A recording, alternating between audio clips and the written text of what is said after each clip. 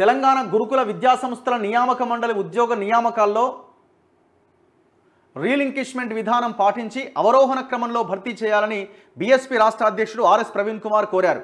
ఈ మేరకు ముఖ్యమంత్రి రేవంత్ రెడ్డికి ఎక్స్ వేదికగా లేఖ రాశారు.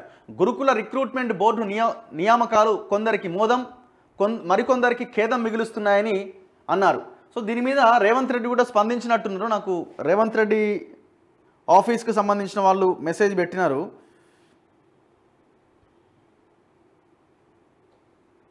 ఆర్ఎస్ ప్రవీణ్ కుమార్ గారికి రేవంత్ రెడ్డి చెప్తున్నారనమాట.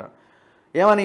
ట్విట్టర్లో సీఎం రేవంత్ రెడ్డి, ఆర్ఎస్ ప్రవీణ్ కుమార్ గారు, మన తెలంగాణ యువతకు సంబంధించిన సమస్యని ప్రజాప్రభుత్వం దృష్టికి తీసుకురావాలని మీ ప్రయత్నానికి నా ధన్యవాదాలు.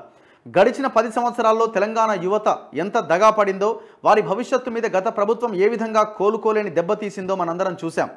ఆ దశాబ్దకాల విషాదాన్ని సాధ్యమైనంత త్వరగా అధిగమించాలని, ఎలాంటి పొరపాట్లకు తావివ్వకుండా మన యువత భవితను పునర్నిర్మించాలనే సంకల్పంతో మా ప్రభుత్వం నిర్విరామంగా పనిచేస్తోంది.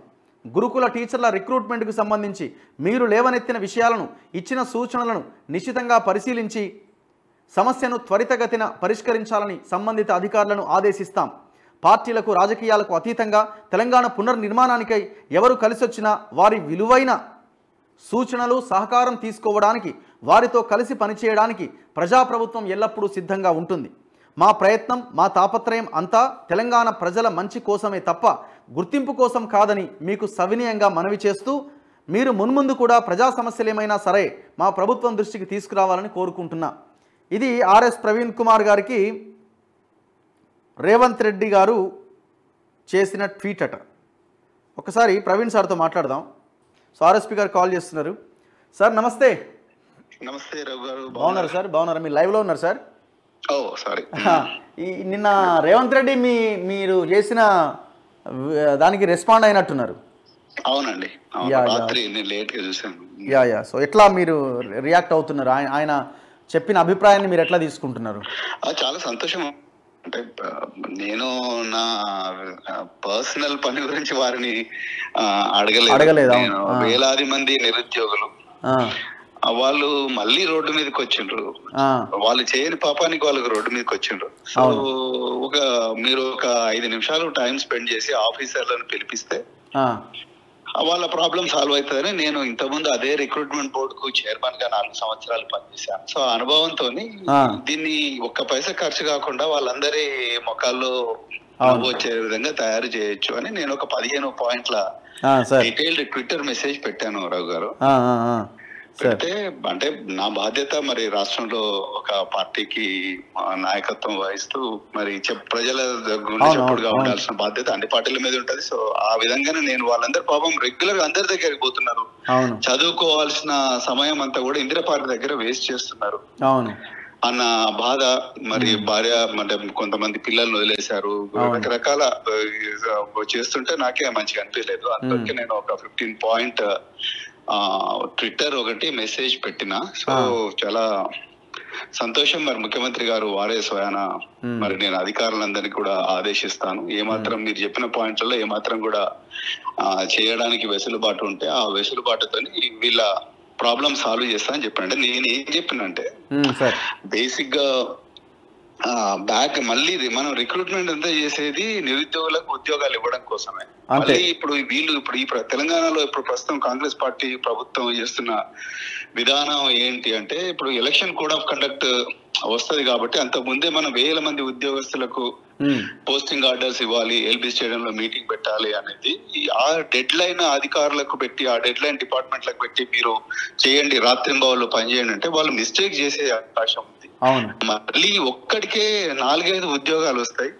అది ఫండమెంటల్ రైట్ కాబట్టి దాన్ని మనం ఆపలేము. ఒక ఉద్యోగంలోనే జాయిన్ అవుతాడు ఒక వ్యక్తి, మిగతా 4 ఉద్యోగాలు వదిలేస్తాడు, దానివల్ల 4 వేకెంట్ అయిపోతాయి.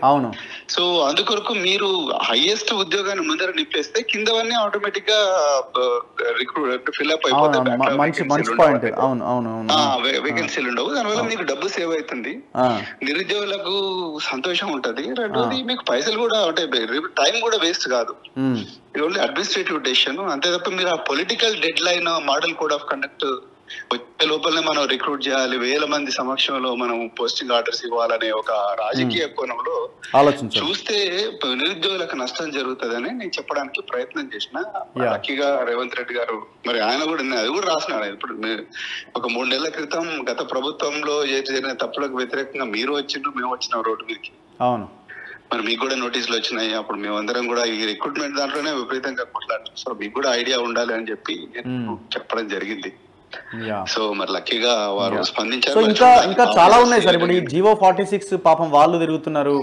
ఈ అసిస్టెంట్ ఎగ్జిక్యూటివ్ ఇంజనీర్స్ వాళ్ళు నిన్న గాంధీ భవన్ దగ్గర ఆందోళన చేసినట్టున్నారు. మా రిజల్ట్స్ అసిస్టెంట్ ఎగ్జిక్యూటివ్ ఇంజనీర్స్ పాపం 2 సంవత్సరాలు ఎందుకు అసలు వాళ్ళ విషయంలో ప్రభుత్వం నిమ్మకు నీరెత్తినట్టుగా ఉంటుంది నాకు కూడా అర్థం కాదు. అంటే అఫ్ కోర్స్ ప్రభుత్వం చేతిలో లేదు అది. ఐ మీన్ కమిషన్ పరిధిలో ఉంది, తెలంగాణ పబ్లిక్ సర్వీస్ కమిషన్ పరిధిలో. సో మరి గ్రూప్ 4 అభ్యర్థుల ఫలితాలు ప్రకటించినప్పుడు అసిస్టెంట్ ఎగ్జిక్యూటివ్ ఇంజనీర్స్ ఫలితాలు కూడా ప్రకటించాలి. మరి అది ప్యూర్ కామన్ సెన్స్. బట్ ఎందుకు చేయడం లేదో దీన్ని కూడా తప్పకుండా టేకప్ చేస్తాం. సో మీరు కూడా దయచేసి మీ ఛానల్ ద్వారా చెప్పండి. తప్పకుండా we will definitely, since chief minister is responding, so we will definitely try to bring this to notice. Yes sir, right, thank you. Thank you. Right sir, thank you. So ఇది నిన్న RS Praveen Kumar గారు tweet చేయడం, దానికి Revanth Reddy respond అవ్వడం. ఇప్పుడు మళ్ళీ RS Praveen Kumar గారు ముఖ్యమంత్రికి థ్యాంక్స్ చెప్తూ మాట్లాడుతూ ఉన్నారు. సో ఇమీడియట్గా సమస్యని పరిష్కరించాలి అని రిక్వెస్ట్ చేస్తున్నారు, డిమాండ్ చేస్తున్నారు.